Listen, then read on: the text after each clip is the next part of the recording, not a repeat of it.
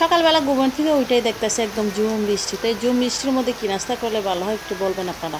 তো আসসালামু আলাইকুম, সবাই কেমন আছেন?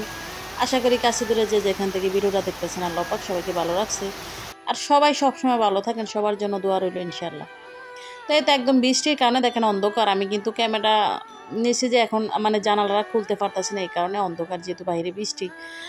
কারেন্ট ছিল না সকালবেলা, এই কারণে আর বেশি অন্ধকার দেখা যায়। তো প্রথমে কিন্তু প্লেট বাটিগুলো ধুয়ে নিলাম, কারণ এই সিঙ্কের মানে প্লেট বাটি জমা থাকলে আমার কিন্তু কাজ করতে একদমই ভালো লাগে না। তো মাঝে মাঝে রাত্রে ধুয়ে তুই, মাঝে মাঝে আবার ভালো না লাগলে দেখা গেছে সকালে ধোয়া হয় আর কি। তো আজকে সকালবেলা উঠে আগে ধুইলাম। তো আর আমি অর্ধে দেখেন একদম বৃষ্টি কমে যাইতেছে। তো যেহেতু বাহিরে ঠান্ডা আবহাওয়া, একটু বৃষ্টি বৃষ্টি, তো চিন্তা করলাম যে আসলে কি করা যায়। তো এখানে আতপ চাল নিছিলাম, আসলে ছোটোবেলায় এই খাবারগুলো খাইতাম, তবে যদিও এই খাবারগুলো এখন একদমই উঠে গেছে। তো আমাদের যেহেতু বয়স একটু বাড়তেছে, আসলে আমাদের কিন্তু ওই পুরনো কিছু খাবার খাইতে ইচ্ছা করে সব সময়। তো আমি আতপ চাল নিলাম, আতপ চালের যাও করবো।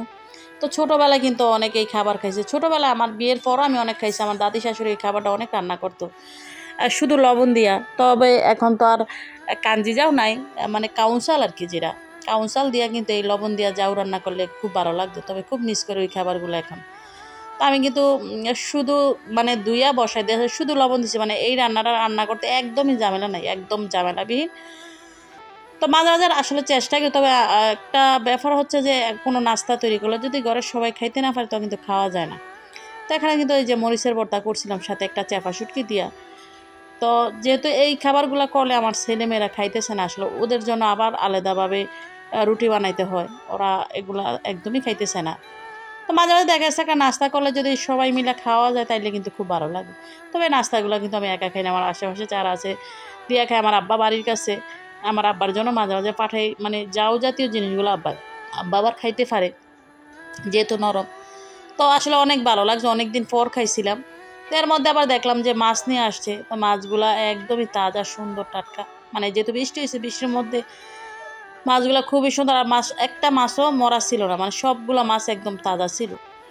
তো আসলে বাইরে বৃষ্টি, তো চিন্তা করলাম যে ঘরের মধ্যে বসাই মানে কাটতে হবে, কারণ বাইরে মানে ছোট ছোট বৃষ্টির ফোঁটা পড়ে।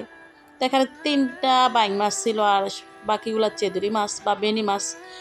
অন্যান্য এলাকায় কি বলে জানি না, তবে আমাদের এলাকায় চেদুরি অথবা মিনি মাছ বলে আর কি। তো যে মাছগুলো কাটলাম, কাইটা কিন্তু আমি দেখা গেছে বড় যে বাইং মাছটা, মানে আমার আম্মা ছিলতো, মানে ছিলতে পারে আমার মায়।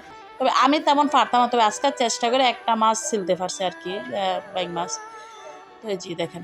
আর বৃষ্টি না হলে আমার মারেই বলতাম আইসা মাছগুলো কাইটা দিয়ে যাইতে, আমার আম্মা সুন্দর করে কাটতে পারে। তো এই মাছটা আলাদা করে রাখলাম, কারণ এই মাছটা কিন্তু মানে বড় বাইং মাছ কিন্তু একটু আলাদাভাবে রান্না করে খাওয়া যায়। তো ধন্যবাদ সবাইকে, ভালো থাকবেন সবাই, আল্লাহ হাফেজ।